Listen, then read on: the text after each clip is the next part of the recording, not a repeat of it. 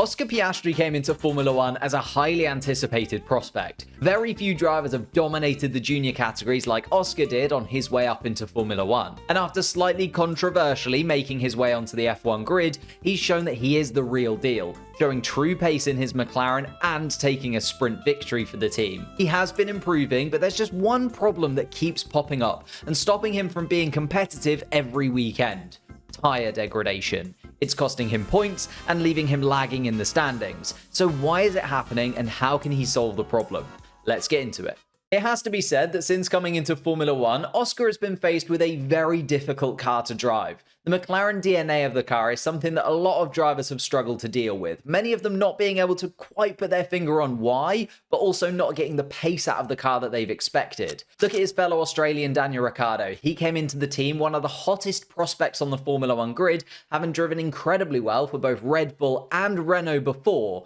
But even with all that experience, he couldn't adapt to the driving style required to get the best out of the McLaren. However, I would say since getting into the team, Oscar has shown that he is actually able to extract pace from the McLaren package and is comfortable with finding the limit of pace on offer, which has meant he's received huge compliments from both Zach Brown and Andrea Stella in terms of his driving abilities. He has said himself that he thinks one of his main strengths is being able to adapt his driving style, and yes, he's only driven one Formula One car full time, but he has adapted year on year through all of the junior categories and won all of them on the way up too. That's why everyone on the grid is so excited to see just how good he will eventually end up being. Meaning after a really impressive rookie campaign, Oscar Piastri entered the 2024 season with high expectations. And although some of Oscar Piastri's results this year have been impacted by strategy decisions, we've seen that in Bahrain and Australia, the fact that Lando Norris has received upgrade packages before his teammate, and by a collision with Carlos Sainz in Miami, the fact that he put in a great performance in Monaco, putting his car on the front row and even saying he could have snatched pole position with a few tweaks on his final lap, it just seems weird that that was his first podium of the season. And then you look at the championship and there seems to be an anomaly in the points because Piastri only has 71 points compared to Norris's 113 after 8 races. And yet you wouldn't think they were that far off each other. It seems that despite finding himself about equal with Lando Norris in dry qualifying sessions, it's been clear to see that Piastri's been overshadowed by his teammate Lando Norris in terms of race results, which has led to quite a big gap in the points, as I mentioned before, and therefore you could feel quite underwhelmed by Oscar Piastri's progress so far this season. Don't get me wrong, it's not a disaster, and Piastri is contracted with McLaren up until at least the end of 2026, ensuring that he has the backing from the team and doesn't need to be concerned by the driver market. But what is stopping Piastri from really unleashing himself in Formula One and getting himself into the position where he starts to pick up podiums a lot more often and starts to match Lando Norris not only in terms of qualifying but also race pace and in terms of points scored for the Papaya team? As I mentioned in the intro, there's still one glaring thing that Oscar needs to improve if he wants to start battling regularly with the drivers right at the top end of the grid. And it all comes back to tyre degradation during the race, which was evident once again this weekend in Monaco. Despite his incredible second place finish, had it been a track where overtaking was a little more possible, towards the end of the race, I feel like we could have seen Oscar drop down to 4th and once again miss out on the podium places. So I wanted to delve into this a little bit deeper, and looking at Oscar Piastri's driving style, it almost reflects his personality outside the car, because he's developed a very smooth and relaxed approach to tackling a Formula One track. And what I mean by that is he opts for minimal inputs when steering. He doesn't want to be wrestling the steering wheel of the car around the corners. Instead, he aims for clean racing lines. So he does a lot of work with the throttle and the brakes, especially as he's entering the corner, so he can prepare the car and almost put the car in the perfect window where his steering inputs can be lighter and more sensitive as he makes his way around the circuit. And although he does prefer a slight bit of oversteer in the car, generally a car that's well balanced between the front and the rears will get the best from Oscar Piastri. Unlike, say, a Max Verstappen, who loves a car to be very pointy with lots of front-end grip and a very unstable rear of the car, or someone like Carlos Sainz, who's the complete opposite, who prefers a really stable rear end. Piastri wants the car set up somewhere in the middle, which is actually great because so does Lando Norris, and we often see both of the McLaren cars have a very similar balance setup going into a race weekend, which allows Piastri to quickly learn from Lando, and actually Oscar's driving style has allowed him to get the better of Lando Norris in a few instances, despite the gap in experience. Oscar's onboards show that he's so smooth through the high-speed corners that across a race weekend, he often has the better balance and gains a lot of lap time on his teammate through sections where you do have to carry more speed from apex to apex. So why is it then that even though Oscar has a very smooth and clean driving style and has proven himself to have single lap speed, that he struggles so much with tyre degradation come race day?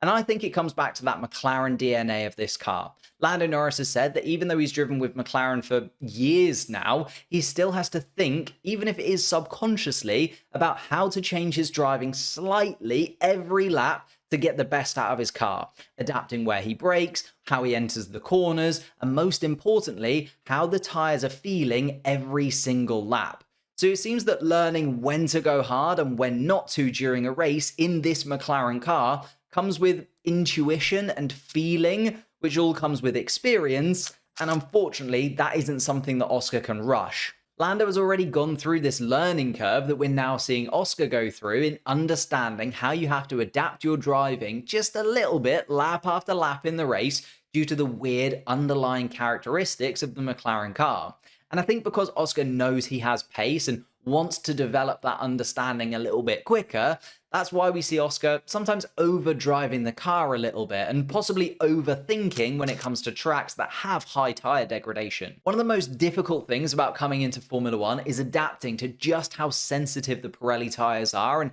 how much pace is lost as soon as you're outside that optimal temperature range, let alone having to deal with that on top of the fact that the McLaren is pretty unpredictable on its tyres too, which spirals into him chewing through his tyres more quickly, and that tyre degradation starts to really hurt Oscar towards the end of each stint. Races like Australia and Japan this season have shown that Oscar can match Norris in terms of race pace for the most part, but as the pit stops loom, Oscar's pace really drops off when compared to Lando because Norris still has his tyres in much better condition, which means Norris often picks up the pace, getting that last bit of performance out of his tyres before coming in for a change, whereas Oscar isn't able to find any more time each lap because he's already gotten everything he can out of that set of tyres. Also meaning that we often see Oscar come in first, and that puts him on an older set of tyres compared to Lando Norris towards the end of the race, again leaving himself vulnerable. Which makes me think, if he can fix this problem, what can we expect from Oscar? Well, Qatar last year, where he won the sprint and had an exceptional race too, is probably the highlight performance from Oscar so far in Formula 1, but there was a rule that helped Oscar quite a lot. You might remember the Qatar Grand Prix last year had a mandatory maximum of 18 laps that were allowed on a tyre stint due to the higher temperatures and higher degradation on track than expected. That meant all the teams were forced into a 3-stop strategy and that the drivers could just go for it and race at full speed for the whole Grand Prix without having to worry about holding onto their tyres throughout the race. So Oscar could just show his full racing potential without any need to be concerned for his tyres, and we got to see that he is able to stick with Verstappen and Norris in terms of race pace. Then you contradict that to tracks like Hungary or Kota last season, where Oscar looked like he could be in the mix, but then completely dropped off in comparison to Norris when he'd cooked his tyres. And you can see the impact it had on his final finishing position on those style of tracks that were harsher on the tyres. Then moving into this season, if you look at the weekend in Monaco where he picked up his first podium of the 2024 season, as I said before, it's clear once again that on Saturday he is right up there and can stick with the best racers on the grid for the majority of the Grand Prix. But that result in Monaco may have slipped away from him on a track where overtaking was a little bit easier. At the end, we saw Leclerc disappear up the road in front, while Sainz and Norris also had much better pace behind. So second could have easily turned into fourth as Oscar's tyres really fell off a cliff towards the end. So it's clear to see that he does have qualifying and race pace in that McLaren already, and if the races were slightly shorter or the tyres a little bit easier to handle, he would already be right up there with the best drivers on the grid in my opinion. And if he can overcome this issue with his tyres and finish strong in those kind of races, as well as still shining on the lower deg tracks like we saw in Saudi Arabia, for example, this season where he finished in fourth, or in Miami where he was absolutely flying until that collision with Sainz. As I said at the top of the video, we are looking at a driver that can really achieve incredible things within Formula 1. He has raw pace and is right there in terms of talent after just a season and a bit in Formula 1. which means I can only see more exciting things to come from Oscar. Despite Lando Norris taking the first Grand Prix victory in this driver pairing's lifetime together,